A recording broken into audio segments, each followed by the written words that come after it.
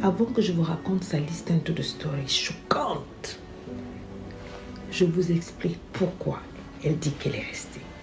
Elle dit qu'elle est restée parce qu'elle avait peur d'être dans les statistiques des femmes divorcées, des femmes qui ont échoué. Elle est restée parce qu'elle pensait que plus elle allait encaisser, supporter, se sacrifier, accepter et pardonner, peut-être que le monsieur, avec le temps, aurait eu pitié et allait commencer à l'aimer. Elle est restée dans ce mariage parce qu'elle avait peur d'être une mère célibataire, d'être une mère seule avec 2 enfants. Malgré tout ce qu'il lui a fait, elle est restée parce qu'elle avait peur d'être vue comme un échec dans une société où il faut être marié. Et ne pas être marié, c'est un scandale. Vous serez pointé du doigt. Les gens vont se moquer au niveau des églises, des associations, par rapport à ses amis, ses copines. Que pourrait-elle dire? Elle est restée pour avoir le titre de madame. Elle est restée pour l'honneur de sa famille, pour qu'on ne dise pas que oui, leur fille est divorcée. Elle est restée parce qu'elle avait peur, parce qu'elle croyait qu'après lui, elle ne pourrait plus jamais être une femme respectable, parce qu'elle pensait qu'à part lui, qui allait encore l'aimer? Elle est restée parce qu'il lui avait fait croire que c'était lui son terminus et que sans lui, elle ne serait rien de rien.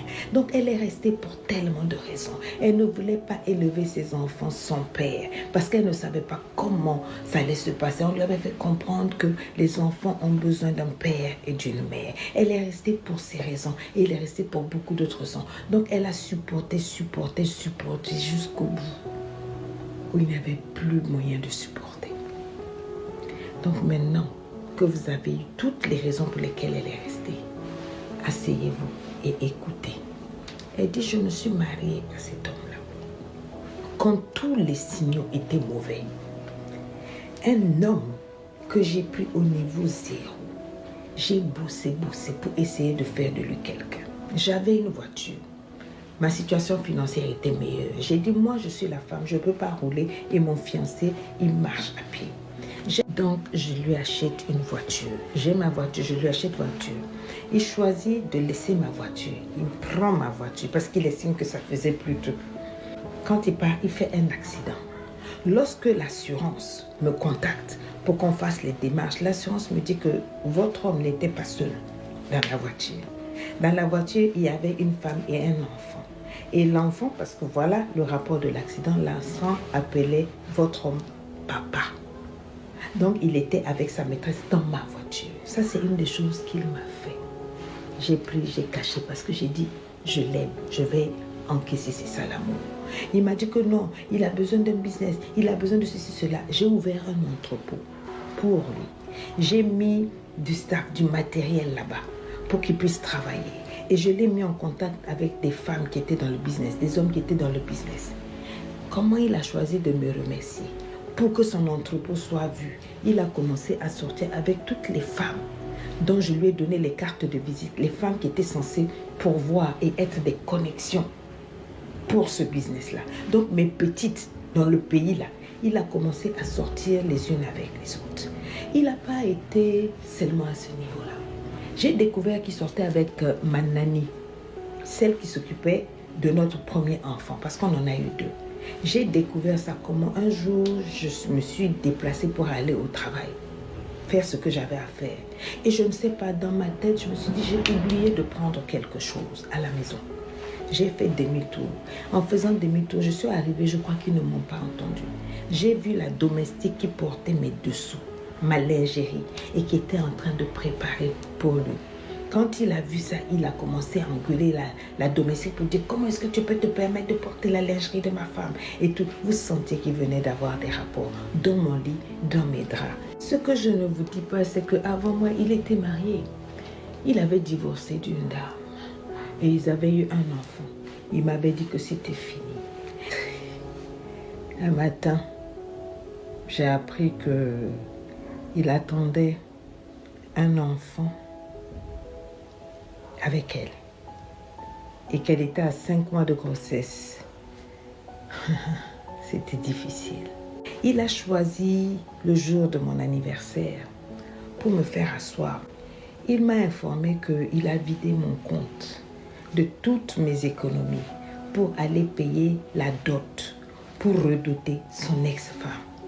J'étais assise, je le regardais, j'ai dit, est-ce que tu sais que c'est mon anniversaire aujourd'hui? Il dit oui, et puis quoi, voilà ton cadeau. Tu sais que je suis un homme. Et tu sais que dans notre pays, nous avons le droit d'épouser 4 femmes. Donc, tu restes tranquille, tu ne me fais pas des problèmes. De toute façon, on a déjà un enfant. Elle, je vais la doter. Et puis bon, toi, je m'occuperai de toi après. Je ne suis pas partie parce que pour moi, je vous ai donné déjà les raisons. J'ai supporté jusqu'à ce qu'on se marie. On s'est mariés. J'étais malheureuse. Mais au moins, j'étais mariée. Ma famille était contente. On m'appelait madame.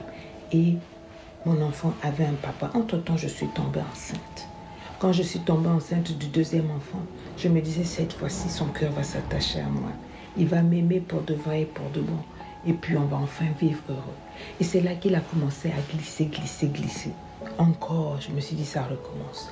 Jusqu'à ce qu'il m'informe qu'il devait partir en mission. J'ai dit, le petit boulot que je t'ai trouvé là, vous faites des missions très bien. Il a emprunté de l'argent chez moi et puis il est parti.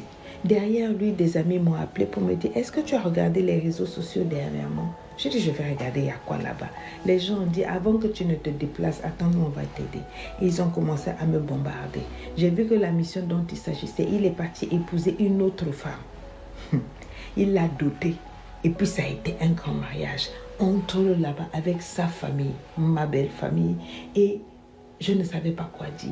Puisque effectivement, dans notre pays, nous avons la capacité d'épouser 4 femmes. Quand il est revenu 3 jours après, il est venu essayer de me manipuler. Quand je lui ai présenté tout ce qui était là, il m'a dit que c'était faux, que c'était la blague, que ce sont des fausses photos, que ce sont des faits, que ce sont des montages, que c'est des Photoshop et qu'il n'y a rien.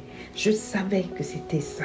Mais je l'ai regardé, j'avais déjà beaucoup souffert, j'avais déjà beaucoup encaissé. Je me suis dit, si je continue, s'il voit à quel point je suis capable de supporter, il va voir que je suis une vraie femme. Les vraies femmes, ce sont celles qui encaissent, qui supportent, qui aiment au-delà de tout. J'ai fermé les yeux. J'en ai vu et j'en ai vu. J'ai supporté jusqu'au jour où je n'ai plus eu la force de supporter. Où j'étais fatiguée de cette guerre mentale, d'insultes, de moqueries que la société nous donnait. J'ai eu la force de vouloir donner un bon exemple à mes enfants. J'ai eu la force de vouloir aimer à nouveau, de vouloir me battre, de vouloir me respecter à nouveau. J'ai eu la force de mettre l'opinion des uns et des autres, de la famille des uns et des autres, là où je pensais. Et j'ai arrêté cette relation. J'ai quitté ce mariage. Je suis partie avec mes 2 enfants.